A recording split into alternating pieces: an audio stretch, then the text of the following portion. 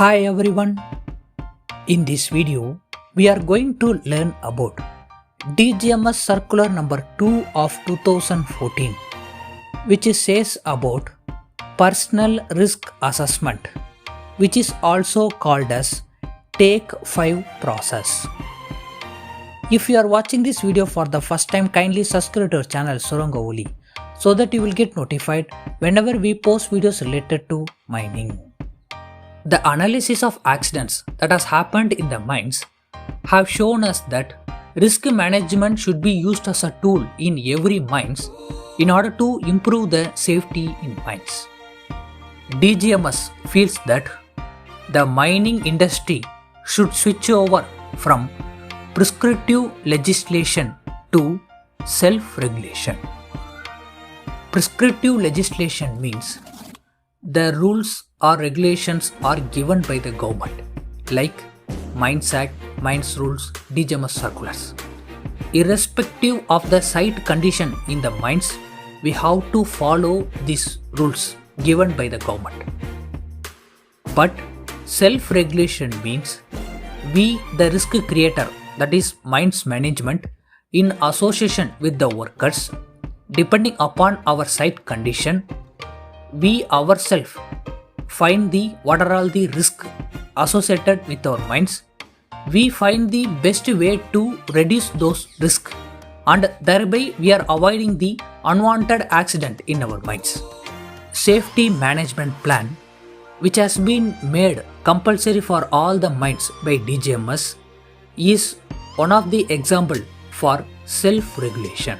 This circular, which is about personal risk assessment or Take 5 process, is also a part of self-regulation. In Take 5 or personal risk assessment, before commencing any mining activity, every person employed in the mines should check in order to identify any hazard that may be associated with his work, and he should find the ways to control that hazard so that when he is going to do that work or any activity, he is not encountering any problem or any safety related issue due to that hazard. Before commencing any mining activity, we have to take 5 steps.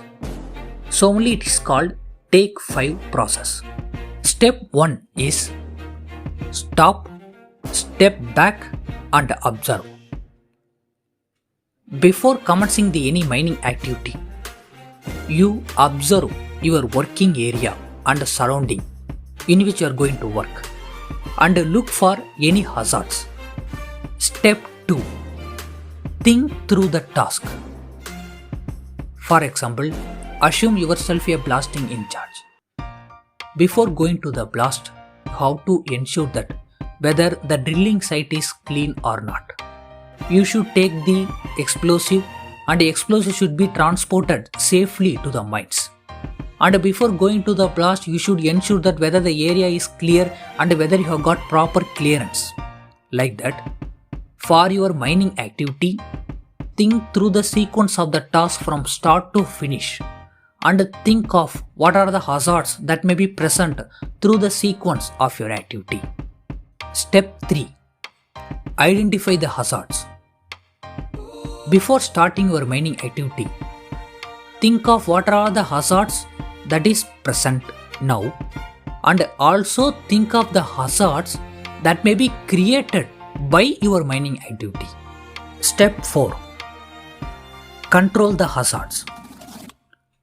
Assume yourself a tipper operator. Brake is not functioning. You have identified that hazard. You should not start your tipper. You should report your supervisor official, and you should try to control the hazard. That is, you should make that brake ready before operating the tipper. Step 5. Commence and complete the task. Now you have identified the hazard and you have also controlled the hazard associated with your activity. When you are satisfied that the hazards have been controlled, you can comment your activity and you can complete it. Hope this video was very useful to you. Subscribe to our channel for more videos.